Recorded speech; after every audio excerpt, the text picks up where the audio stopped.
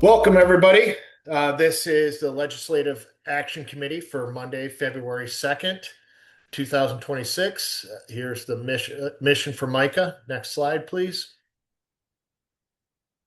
We have the Micah 2025 policies as I was reviewing these the other day. More than likely, after talk with some of my colleagues, I think we're just going to expand these to 2026. They're still all very relevant and still needed as we move into the new year. Next slide, please. Next slide. The agenda for today, we are going to, um, the welcome. We have our federal and state updates. We have mic updates, and then where you all come in because we got a lot going on. As you all are aware, there has been a lot of movement, yet everything still remains the same. Next slide, please. All right, where are we at today? Well, the conference report came out. We're at about $7.3 billion above where we were for funding last year for HUD. That's quite a bit of an increase. It's a $4 billion increase over even the Senate recommendation. As you know, the Senate was a pretty generous recommendation compared to both the president's and the House's recommendation. And then to see almost a $10 billion increase over the House recommendation was great news. So it's about a $7.3 billion increase over FY25. Next slide. This is where the main changes were. You see $34.975 billion in tenant-based rental assistance. That is going to cover all of the rent increases this next year. It's going to take care of everything. It also allows those that are still on the emergency housing vouchers to kind of be taken care of and transitioned into tenant-based rental agreements. So that was great news. Everybody's kind of applauding that large increase, even another $1 billion over what the Senate had given. Homeless assistance grants, we did see a little bit of a reduction from the Senate recommendation, but it's still sitting at 4.417 billion. Again, over what the House had introduced and definitely way over what the president had recommended. Then we move into public housing capital, the public housing operating fund. We did see, a little bit of a decrease there in the capital fund.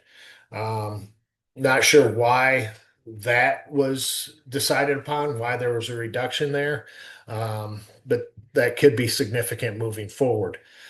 We did see the operating fund a little bit over, kind of land in between what the House and the Senate proposed. But again, not enough to meet the needs of everybody across the country on the operating side. Housing choice vouchers, again, the administrative fees did see that kind of increase over the House recommendation. Not a bad where we landed on the administrative fee side. The Fair Housing Initiatives programs, they actually came in very strong compared to what the House had recommended and what obviously the president wanted to remove altogether. 86.4 million, which was actually an increase even over the Senate recommendation. There was pretty strong language that the fair housing initiatives are supposed to be enforced and that HUD must comply with the laws when it comes to fair housing.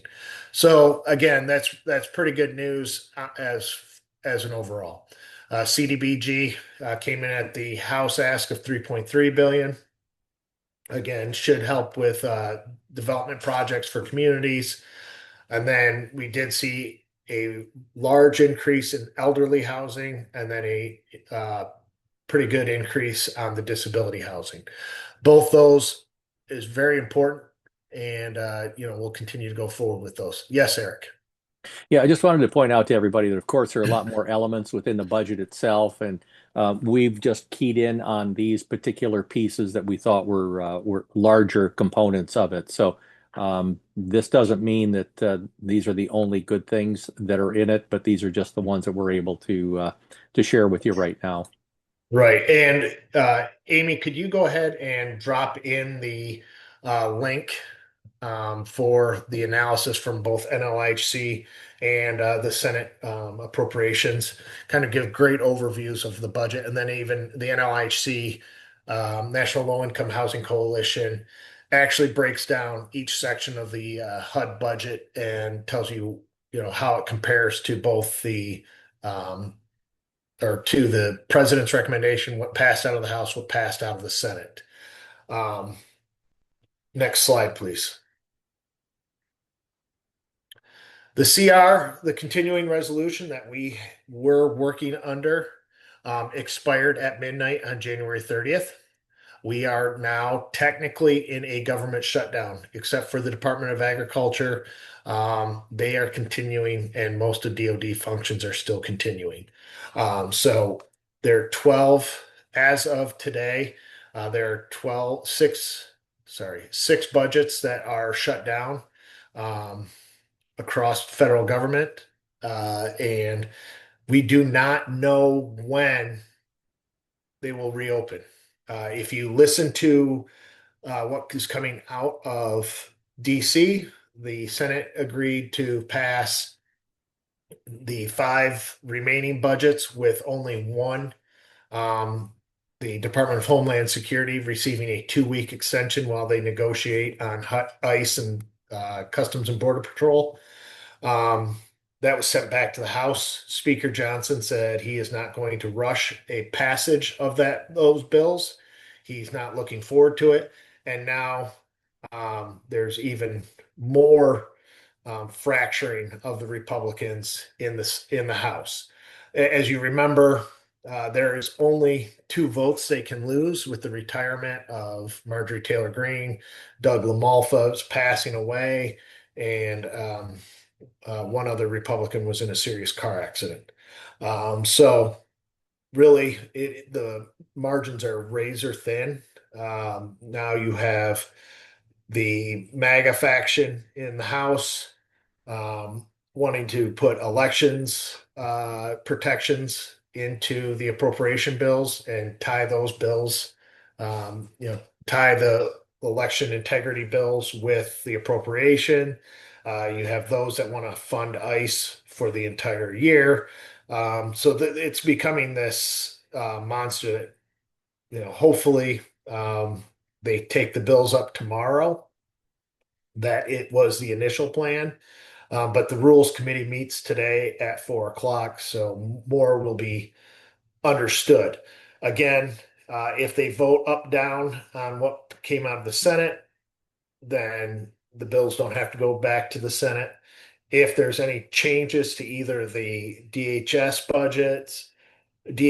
budget or any of the other budgets, they will have to go back to the Senate before final approval. So this could drag out the rest of the week. It could drag into next week. And the whole deal could get shut down. That's why I had T-HUD should pass this week. We've been saying that for months now. We don't really know. Um, but there was a couple, like Eric said, we just highlighted some of the things in the bill, especially on the money. But for what most people care about is the Section 244 of the T-HUD bill that establishes conditions and a timeline for the Secretary to renew the continuum of care projects expiring during calendar year 26. So those are the projects impacted by the fiscal year 24-25. Some people will ask, well, why didn't they just extend it out? Because I think negotiations took place between the House and the Senate and the president, the administration, and they decided they wanted to see how this litigation would pan out. What does it look like? So once this bill is signed, what does this mean? Once this bill is signed, any program that expires in first quarter calendar year 26 will be automatically renewed. Once we hit April 1st, then second quarter calendar year 26 should be renewed and keeps going. This will allow and my counselor here, Sarah Rennie, will correct me if I use terminology wrong. But if they had extended the renewals automatically or forced the FY 24-25 to be enforced, then the mootness of the court of the jurisdiction on the litigation would have come into play. The litigation would no longer been moot. Um, so that's why they kind of structured it the way they did. One other thing that was to note in there, uh, in the budget, they talked about the FY 26 COC NOFO. It instructs the secretary to have it published no later than 1 June, with awards coming in December. So they put pretty strict timeline in there. And they also put language in there that said no less than 60% can be annual, can be no less than 60% can be used for annual renewal demand. So no fear about going to lower than that as of now. Obviously, the administration will take a look at this and decide how they deal with this. Who knows? They may violate this, and then we're back into litigation. But Congress has laid it down pretty solidly that 60% it can't be less than 60% used for annual renewal demand. And then I want to flag, as always, this recurring theme that it is an election year. We are going to be tied up all year long with grandstanding, with the bully pulpit, people going back and forth, talking about things. Government is going to be hard to get things passed. In Michigan, it's going to be worse because we're a purple state to begin with. And we also have our entire state side of government up for reelection. So continue to focus. Yes, Khadijah, we're always the ABCs of politics, always be campaigning. So we're going to be lots of campaigning this year. We're going to see it everywhere. It's going to be in messaging. It's going to be in meetings. So just continue to just understand the backdrop of everything. Next slide, please. Could I just jump in, Nick? Are there any Yeah. questions that anybody has about that congressional budget? Because that's a lot of information, either in the chat or if you want to ask right now before we pivot.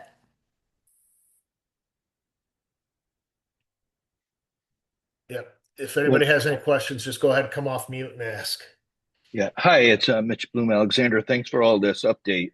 I don't know if you can answer this now or you want to punt it to another session, but I guess where do things stand in the courts in the fight over that's where we're going to next.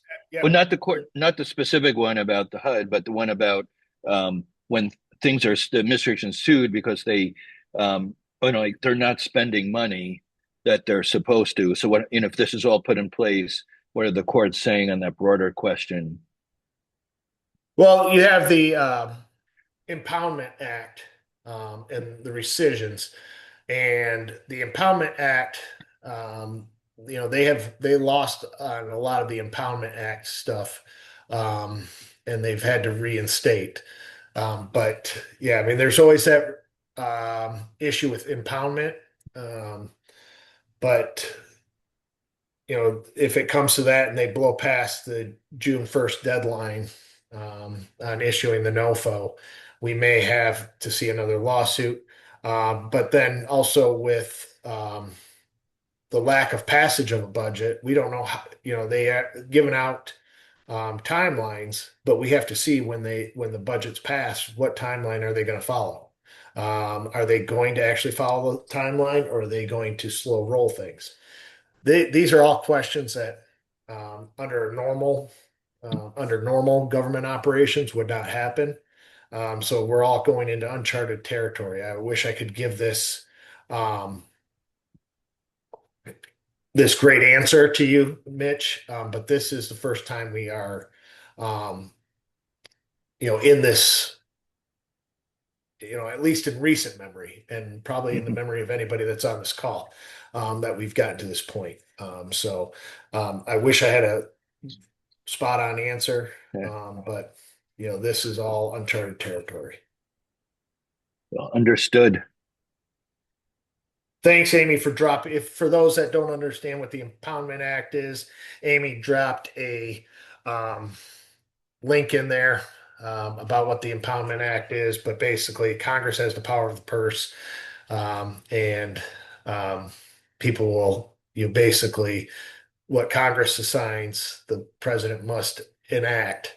But as long as he notifies Congress, there's this whole back and forth. But basically, that's what the Impoundment Act is. Thank you, Amy, for dropping that in there.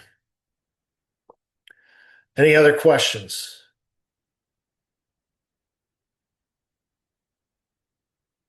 All right, so we'll go on to the litigation real quick. Bottom line is nothing's changed from last month. We're still kind of waiting and seeing where the court falls out on this. They're still going through the court process, but there has been no significant change. Um, the February 9th is still when all the renewals are due for the FY 24-25. Ensure that you guys are following um, what HUD has put out.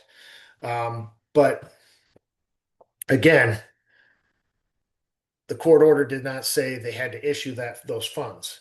So once the budget is signed, then they have to issue the funds in accordance with the budget. So this is, where we're at. It's kind of a strange area. We've never been there again, never been there before, still trying to figure out our way through it.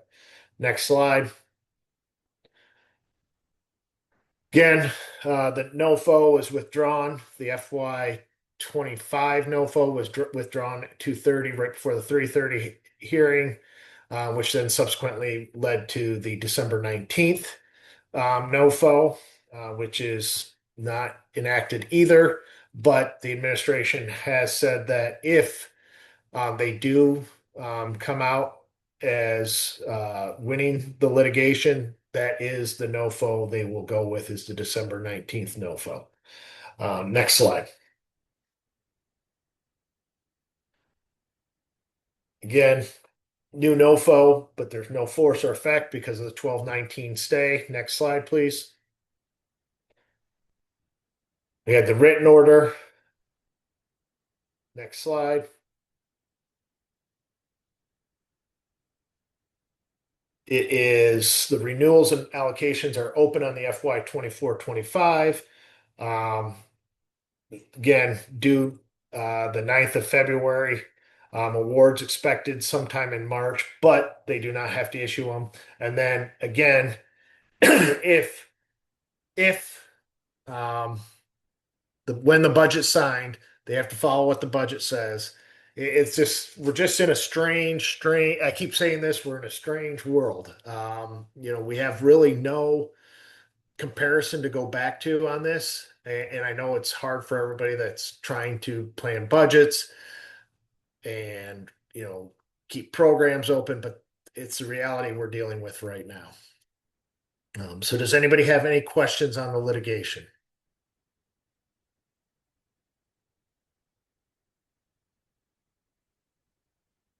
Next slide, please. We've got some toolkits out there. The National Alliance to End Homelessness has a great toolkit out there for the COC NOFO. Micah now has a COC NOFO toolkit that kind of talks through the talking points of how to impact statewide programs and the additional funding we may need. And then as we get new letters or new issues, we will put it out there on the Micah Legislative Tracker and send out action alerts. So, always go to those to get the latest information and to keep up to date on things. Really appreciate the work that the Micah team did on putting the COC NOFO toolkit together. It's got some great things out there, talking points, and where we stand on the litigation. Next slide, please. Remember, Congress works for you. Continue to reach out and talk to people. I know we've had partners talk to Debbie Dingle's office. We've had partners talk to Kristen McDonald Rivet's office. And I even have a meeting with Tom Barrett's office this weekend or this week. So just continue these conversations. See where we can get, educate people on what the COC NOFO program is, how it impacts your community, and the implications statewide. I'm going to continue to beat this. Congress works for you. Don't be afraid to reach out and talk to them. Next slide. If in doubt, reach out. You hear something, you have a confusion on some of the issues. This is uncharted territory. If I don't know, I'll reach out to a national partner. If you guys hear something and you know from one of your national partners, reach out to me. Let me know, and we can all work together because again, this is uncharted territory. We've never been in this area before. Next slide, please. All right, state updates. So exciting. We're getting to get focused. What's happening in Lansing? We have the governor's budget proposal. This really kicks off the appropriations process. The governor proposes her budget on February 11th. It'll be a dog and pony show. Everybody will meet in the Constitution Hall to sit down and go through the governor's budget presentation. What used to drive me crazy, and it's how things work. Now, the House may introduce the governor's proposal, but the Senate will not. The Senate will introduce their own budget proposal because that's just how it is. When the Democrats controlled both chambers, or even when the Republicans controlled both chambers, a lot of times the governor's proposal is not introduced. So when people say, "Well, it's in the governor's budget," it's not introduced. It's not part of the legislative record. So when you see the governor's budget proposal, if there's something in there that your organization needs or supports, reach out to your state legislator, talk to them, tell them how it's significant to you all. And then February 25th is Governor Whitmer's last state of the state. That'll be at 7 p.m. That's where she kind of lays out her priorities and where she sees the rest of the year going. She'll also talk about some of the wins they've had over the last year, and then going forward, what it's going to look like. Now, on to some other things. January, we had the Consensus Revenue Estimating Conference, also known as the CREC. That's where they do forecasts on revenues, auto sales, because we all know that an indicator of Michigan's economy is how auto sales are doing.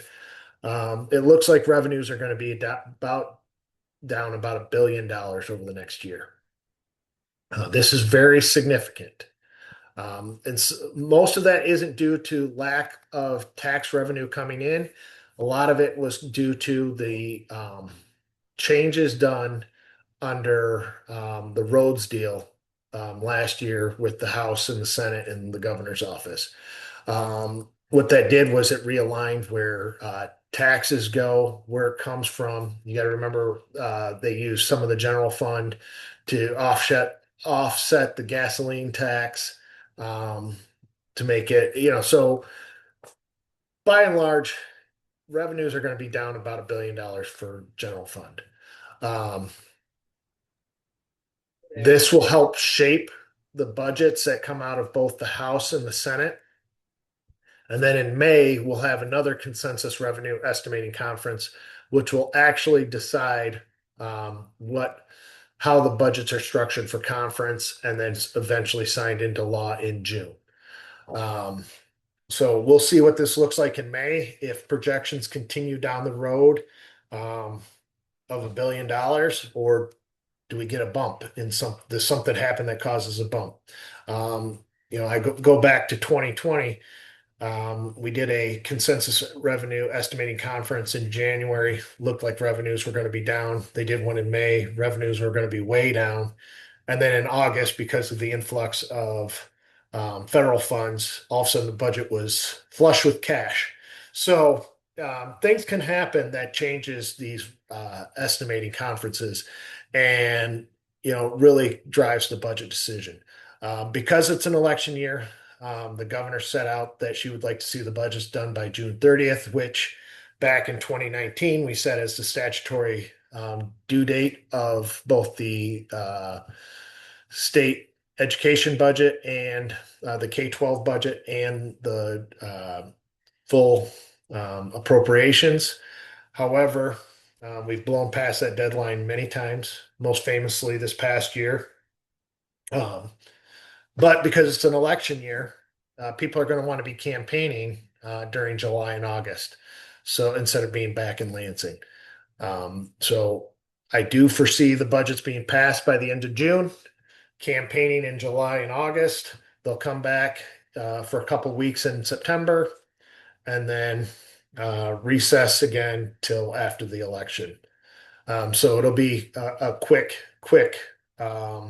budget cycle, and a lot of things will happen between now and June. Some bills that have come out. Rep. Devendorf has House Bill 5437 and 5438. This allows Category 4 homeless, which is your domestic violence survivor homeless category, to get free state IDs and free birth certificates. As many of you that have been on this call for years, we have had that for Category 1. This expands it to Category 4 now. Which is a great thing, and Micah is supportive of. And then House Bill 5439 and 5440, which is a tax checkoff to increase capacity for Michigan Coalition Against Homelessness on expanding programming as far as training and other things to support our homeless service providers. There's another bill that I actually have a phone call with this afternoon with the staff. Rep. Smith has House Bill 5430. This allows an extenuation of camping at campgrounds for those communities that are economically challenged, that there's a housing shortage, that they have a shortage of workers, so that people can stay in campgrounds for extended period of time without having to be and not in violation of the public health code. So more to follow on that. I'm trying to figure out where this came from. I think some of it has to deal with the natural disaster that happened, the ice storms up north. They had a lot of temporary workers move up there that just couldn't afford rents. The hotels were sold out. So I will find out more, but there is a hearing on February 4th at noon in 519 of the House Office Building. So, keep checking our legislative tracker website. You'll see if we support it, oppose it. And if we oppose it, we will drop. If you click into the bill, it'll explain why we oppose it. And Nick, I put the link in the chat 2 different times. The legislative tracker has 2 tabs. One where you can contact your leader in Congress. That's the link up above. The one I just dropped in, it's all on the same platform, but a lot of people don't see it. There's a second tab that says bills. And if you're a legislative wonk like Nick, you can go there. All these bills will be listed, and then it'll tell you exactly where they're at in the process. So it's all the tracker. Just look for those tabs across the top, depending on what you're looking for. Thanks. Thanks, Amy. Yeah, so, but yes, Rep. Smith, it's a bipartisan bill with support on both Democrat and Republican side, mostly from the Lake Mason County area, Muskegon County, Gaylord. So that's why I think without having the conversation yet, I think a lot of it came out of the natural disaster with the ice storms last year. Next slide, please. Supplemental. Okay, we go back to this. We're waiting. Everybody's waiting on the feds. We don't know if the budget's going to be signed. We don't know when it'll be signed, um, which is going to cause some of our programs to need gap funding. We've already hit that point where programs need gap funding. Yes, I know we've had programs picked up by foundations. We've had programs picked up by cities and counties. Uh, other, some of the programs have shifted money around in their budgets to keep those programs that are coming up, um, that are losing funding, keeping them running. So however you've done this, you know that there's a need of money. So we are still pushing for the $12.5 million to keep programs running through the end of June. Um, However, caveat to that is once the budget's signed and funds are released, then we don't need the money. But it's a weird place to be in. This is uncharted territory. We don't know um, when the funds are going to be released. We don't know if the budget's going to be signed. We don't. There's a whole bunch of what ifs. But we need to continue this conversation with the state legislature. So if we get to the point where we do need the funding, this isn't the first time they've heard about it. That they've heard about it. They know it's a possibility. I've had these conversations with the governor's office, with the state budget office, with both appropriations chairs. We're all in this waiting game. So continue to reach out to your state legislators. Let them know that this is important. Let them know where you're at as a program. Let them know why you need this funding. Again, I'd rather them know now than we wait 3 weeks and find out we need $12.5 million. And they're like, well, why didn't you come to us sooner? But again, it's going to be tough to do anything because of an election year. So the more bipartisan support we have, the better. I know I've had some great conversations with Republican members, not realizing the impact of this program. I go back to a conversation I had with Rep. Cavett 2 weeks ago from Alpena.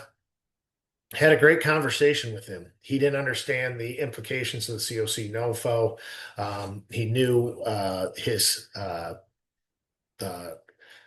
coordinated entry point for his COC, which was the Northern Michigan Community Action Alliance. And he knew them, but he didn't know that that's what their job was. Was really happy with the work they do.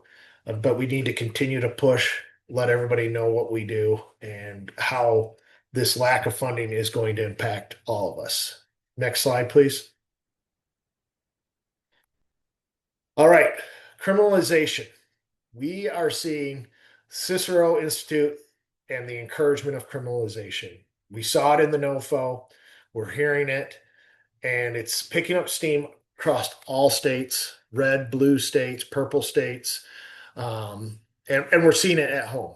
We're seeing Vienna Township, which is a pretty conservative area, passed in December a ban on loitering and camping inside their township.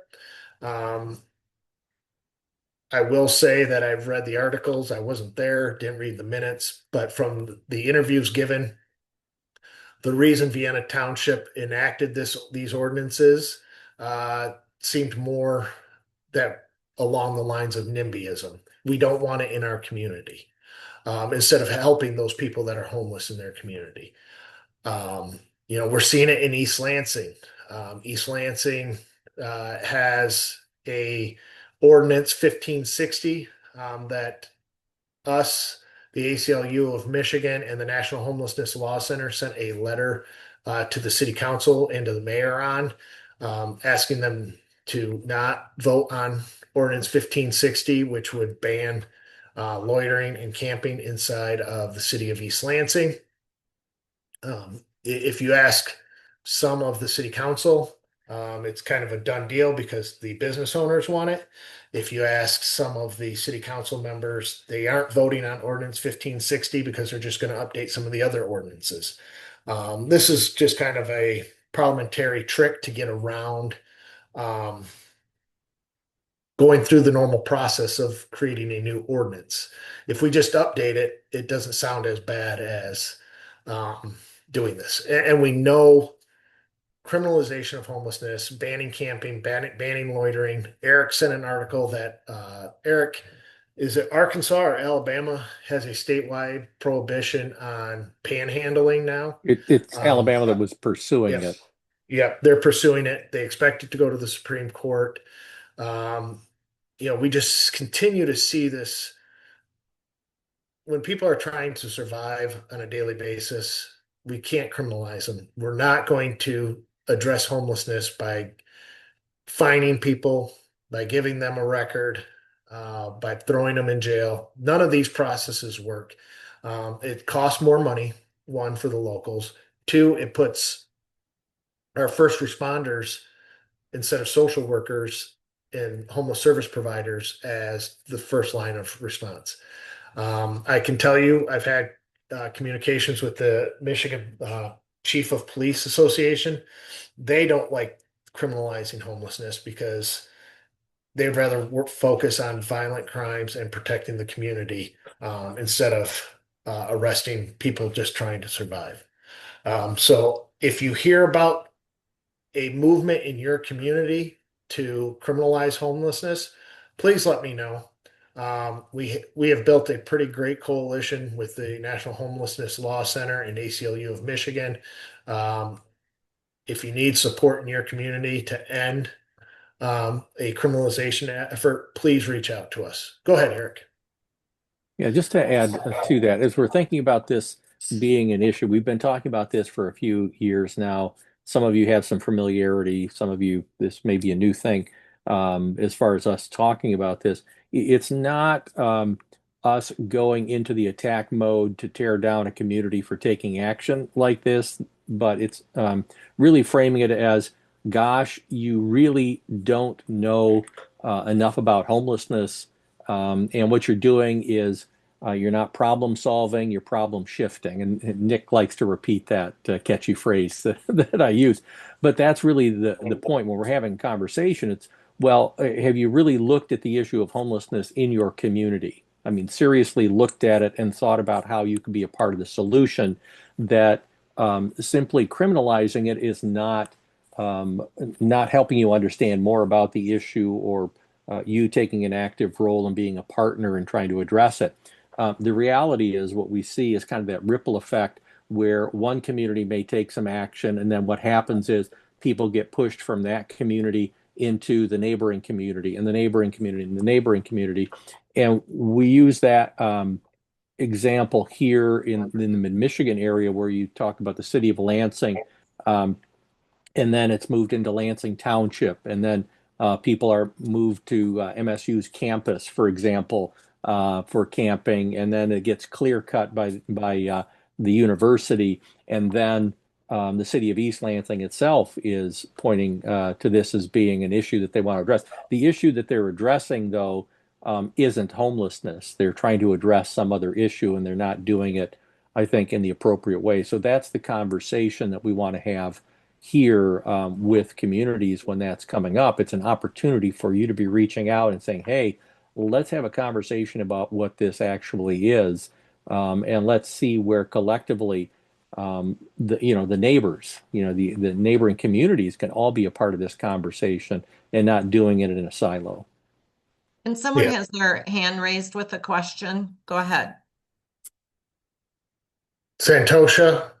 Yeah, no, I just went to the comments because he said reach out to Okay. if you needed help, and so I did that.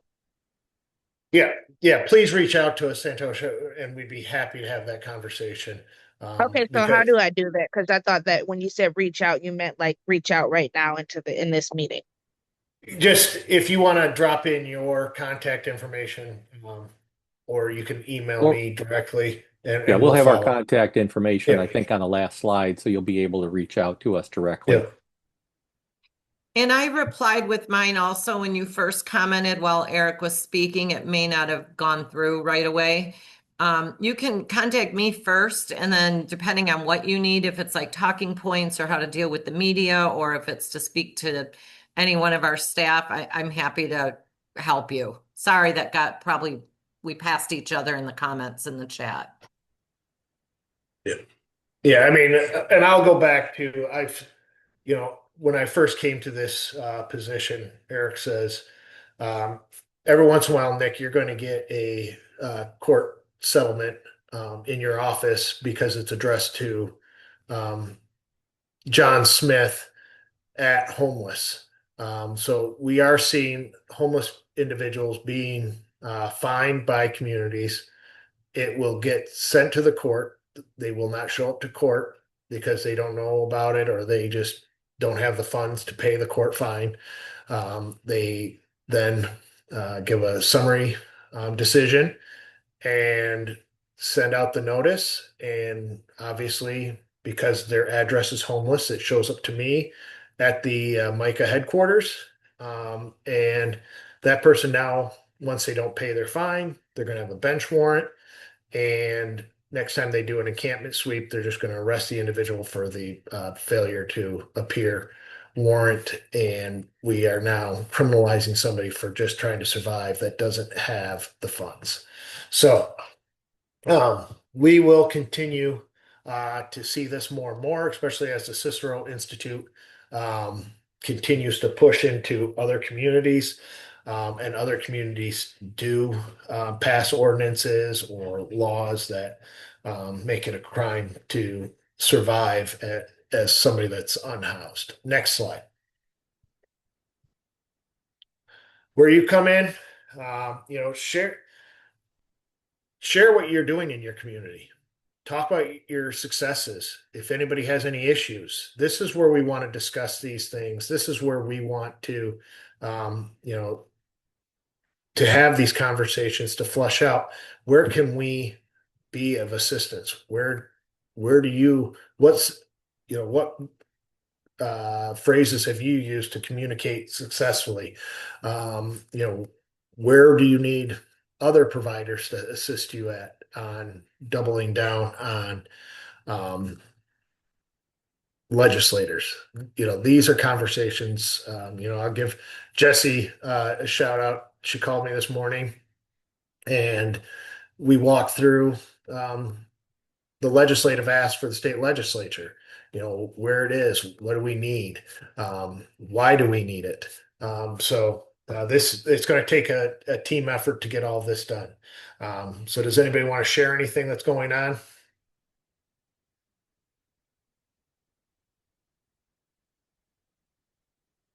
All right, everybody, we're doing great. Everybody is happy and everybody's No issues. no issues. Go ahead, Khadijah.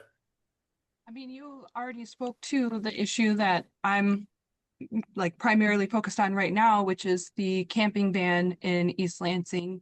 I'm deeply concerned that if it does pass in East Lansing, it won't be long till it comes to my actual backyard, which is Lansing. And we are already dealing with a lot in terms of that. And so I think I just would like to lend my voice, I guess, to the growing chorus of like this, to me, seems like something that is kind of, written comment, like however you could participate to help encourage a no vote on this ordinance is kind of, I'm trying not to, to me, it's a mountain. It's not a molehill. Like it's a huge mountain to me, and it's insane that it's even an ordinance that's up for consideration at all. So I just, Yeah, and you're right, Khadijah. I mean that this is and Eric laid it out. For those that are from the mid-Michigan area, understand the complexity of the Lansing to Lansing Township to East Lansing to Meridian. You really are crossing into multiple communities without ever knowing you're crossing into them, and it is a concerted effort to shift it out of their neighborhoods into somebody else's neighborhood instead of addressing the root causes of homelessness. Um, so, definitely, if it can happen in Lansing, it's going to happen other places.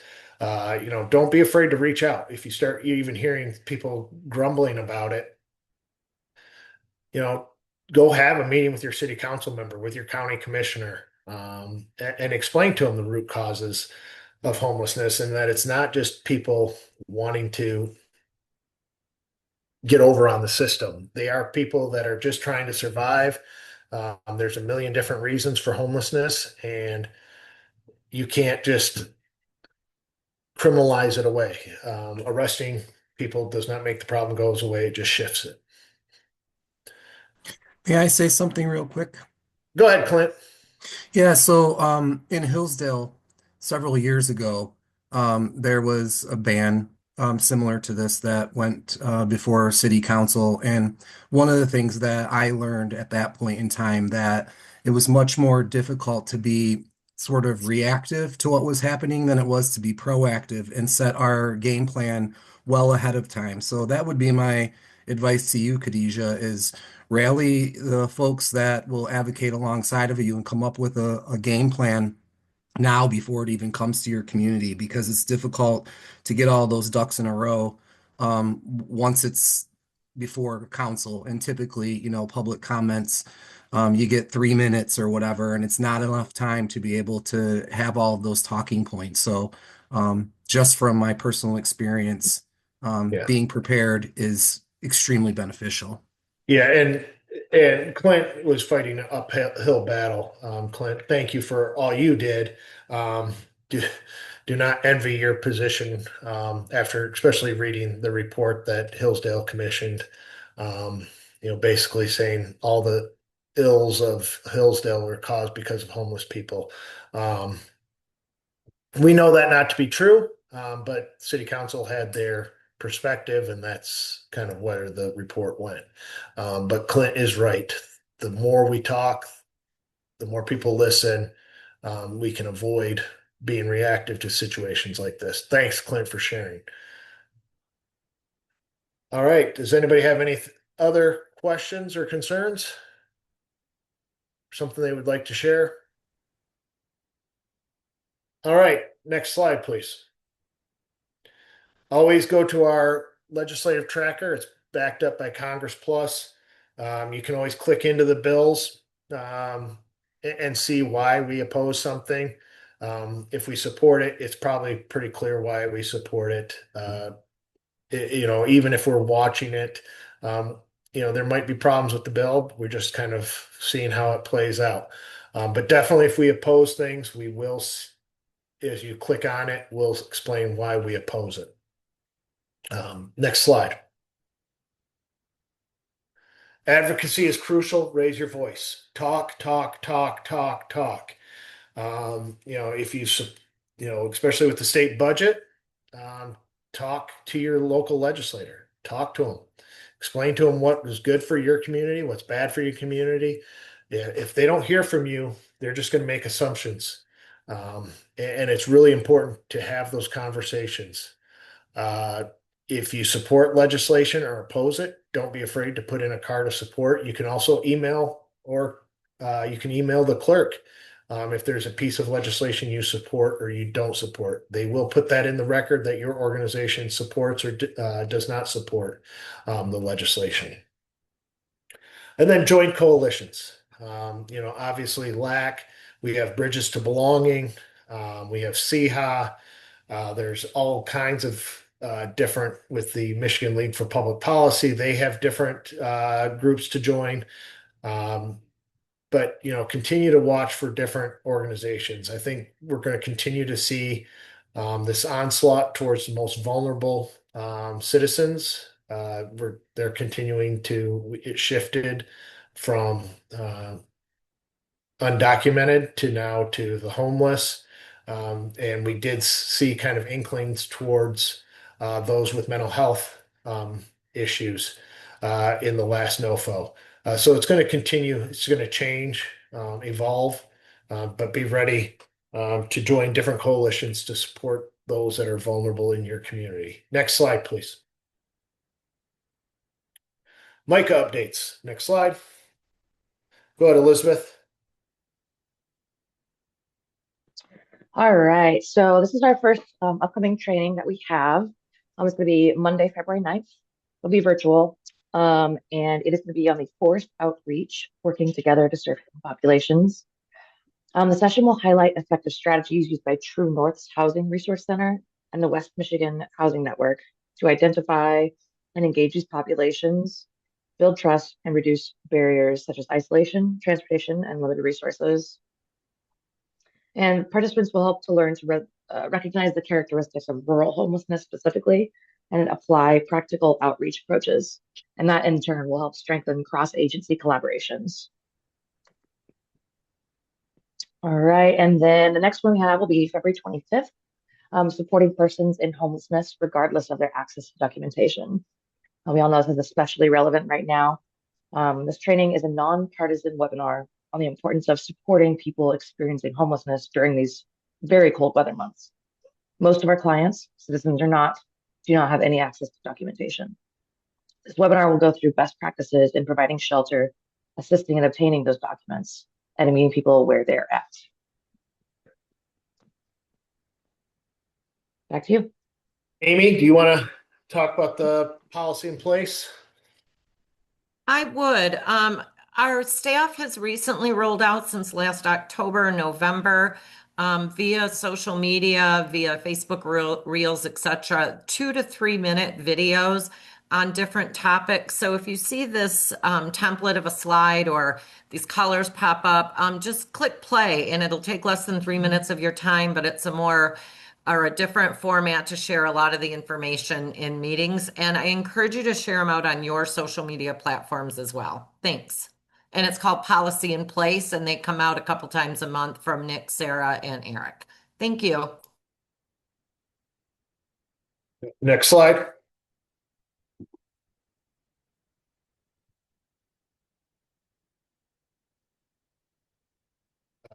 We have the Bridges to Belonging. It's a collaborative work group. It's intersectional. We have that February 5th at 10 a.m. Please go to our website and sign up. If you haven't, it's great. We get healthcare groups. We've had, all kinds of different groups, mostly healthcare, because of their interaction with the unhoused and their concerns on losing Medicaid. But it is a great just to talk to different people that come across the same populations that we serve. Next slide. Nick, if we could go back to the Bridges to Belonging, that date is wrong. There was some confusion as we got back from the holiday. We moved it to the second Thursday of the month. And while I was on vacation, inadvertently some email stuff got sent out for this date. So I'm going to drop in the chat the corrected date. But it's the 12th. And so if you have something on your calendar for the 5th, that is actually wrong. You want to go to this Zoom link that I dropped in the chat. And if you have non-housing partners that you work with in your community, this is for them. But it's the 12th, same time. And this next one in February, I'll be doing some discussion around media and messaging that Sarah's asked me to speak to, some Medicare updates, but for non-housing partners is the designated audience. Thanks. And we'll get that slide fixed. Thank you. Next slide. 35th anniversary dinner, gala, and silent auction. We have Dr. Raphael Johnson. This bio is very modest, very underselling of this gentleman. I've worked with him extensively. He has done a lot of outreach in communities to underserved populations, especially in Detroit. He used to be on the Maury Povich show as a recurring individual. Very a great speaker. It'll be a great time. You get to hang out with the MICA staff. Go to our website to sign up. Hopefully we'll see you all there. Next slide. 10th Annual Homeless Advocacy Day. Come and see me. Come hang out with me for the day. We'll have a good time. We'll meet members. We'll have information to hand out. We'll talk about what's going on in our communities and do outreach to the legislature. Next slide. Nick, may I just ask a quick question about your advocacy day? Yes. So I do all the policy work here at Family Promise in West Michigan. I'll be in attendance, but I'd really like to bring some of my social workers with me. In the past, I've brought one or two to help them understand what's happening in Lansing and to meet legislators and to give like a case manager perspective for some of my time. But I also am always assigned to other groups, so I'll be like with other agencies in any of those meetings that you work on. Is there a limit or a recommendation on how many from one agency should be attending that day? No, we have a limit on total space, but sign them up. The people that actually interact with our unhoused population, they're the ones that the legislators want to hear from. They don't want to hear from you and I, Jim. They hear from us enough. So, And but Jim, yes, if there's not a space on the registration, email Nick with your request for seating because his interns will be doing all the logistics for that. Be abundantly clear how you want it set up, and we'll make sure to accommodate you if at all possible. So you're with the people that you're kind enough to be bringing. Just email him directly if there's not a space on the registration. next slide, please. Always reach out. Let us know what's going on. Next slide. Please, again, if you have any questions, feel free to reach out with me. I look forward to seeing you in March. Eric, do you have any closing comments? I just want to say thank you to everybody who came today. Another great turnout. And, there's an awful lot of ground that we cover here, and I appreciate you paying attention to this. There are some things that you're more interested than others that we cover. But I hope that this is providing you the breadth of information that you need at the state, federal level, and also sometimes at the local level about what's happening. And I'll just echo what Nick says, that we really do need to have a voice, that we all need to be collectively doing this. And so I think, it's important for us to think in terms of showing up and speaking up, whether it's at the local level, state level, or federal level. So your involvement and you helping to pull other people into this advocacy work is really important, especially at this time. We can't let up on the gas as we move forward just because we think we might have a win. We've got to keep the pressure on. Thank you, everybody, and have a great month.